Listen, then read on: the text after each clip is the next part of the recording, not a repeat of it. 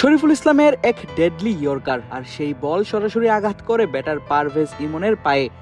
সাথেই পিচের উপর লুটিয়ে পড়েন এই ব্যাটার। প্রথমে ব্যথার গুরুত্ব বুঝতে না পারলেও বুঝার সঙ্গেই শরীফুল ছুটে যান সেখানে। ইমনকে জিজ্ঞেস করেন ঠিক আছে কিনা।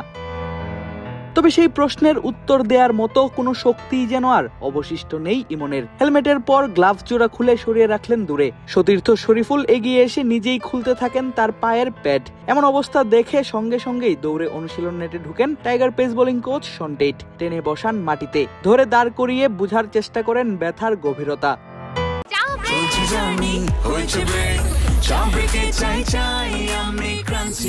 যে কোনো চা ব্রেকে বিস ক্লাব ড্রাই কেক, চায়ের সাথে আয়েশ। শন টেটের সঙ্গে কথা বলতেই বা পায়ের জুতা খুলে ফেলেন ইমন, আর তখনই দেখা গেল ব্যথায় ফুলে উঠেছে তার পা। ছাত্রের অবস্থা পর্যবেক্ষণ করতে এগিয়ে গেলেন সালাউদ্দিনও। কথা বলে জানার চেষ্টা করেন কন্ডিশন। দেখা গেল খুঁড়িয়ে ইমন বের হন অনুশীলন নেট থেকে।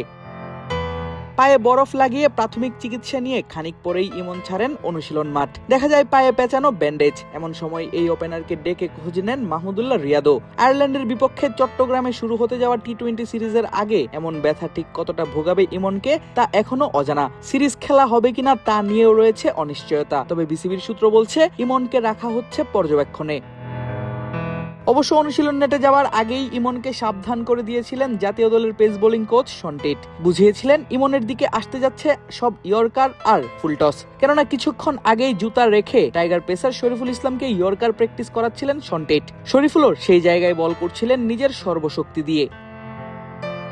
অনুশীলনেও দেখা গিয়েছিল শরীফুলের ইয়র্কার আর ফুলটস ঠিকঠাক খেলতে পারছিলেন না ইমন। কখনো ব্যাটে বলে কানেক্ট হচ্ছিল না ঠিকঠাক, আবার কখনো বল আঘাত করছিল ইমনের প্যাডে। আর সেটা দেখেই তাকে ধমকের সুরেই শাসন করছিলেন কোচ সালাউদ্দিন। একসময় তো ঢুকেই পড়েন অনুশীলন নেটের ভেতর, আর তখনই হাসি দিয়ে শরীফুল সালাউদ্দিনকে বলেছিলেন ইমনকে ভালো করে বুঝিয়ে দিতে। সালাউদ্দিন শুধু গিয়েই ক্ষান্ত হননি, শ্যাডো করে দেখিয়েছেন ইমনকে কিভাবে করতে হবে এমন ইয়র্কার আর ফুলটস বলে ব্যাটিং। আয়ারল্যান্ড সিরিজে টাইগারদের বিশেষজ্ঞ ব্যাটিং কোচ মোহাম্মদ আশরাফুলও সালাউদ্দিনের সঙ্গে গিয়েছিলেন ইমনের সমস্যার সমাধানে। তবে কিছুতেই হয়নি লাভ। পায়ে ঠিকই ব্যথা নিয়ে অনুশীলন ছাড়েন ইমন। এর আগে অবশ্য গ্রানাইটের স্ল্যাব বসিয়ে বোলিং মেশিনের সাহায্যে ব্যাটিং অনুশীলন করেছিলেন টাইগার এই ওপেনার। আইরিশদের বিপক্ষে টি-20 সিরিজের আগে ইমনের চোট কতটা প্রভাব ফেলবে তা হয়তো জানা যাবে খুব শীঘ্রই। আদিব আশরাফ, ক্রিক ফ্রেঞ্জি।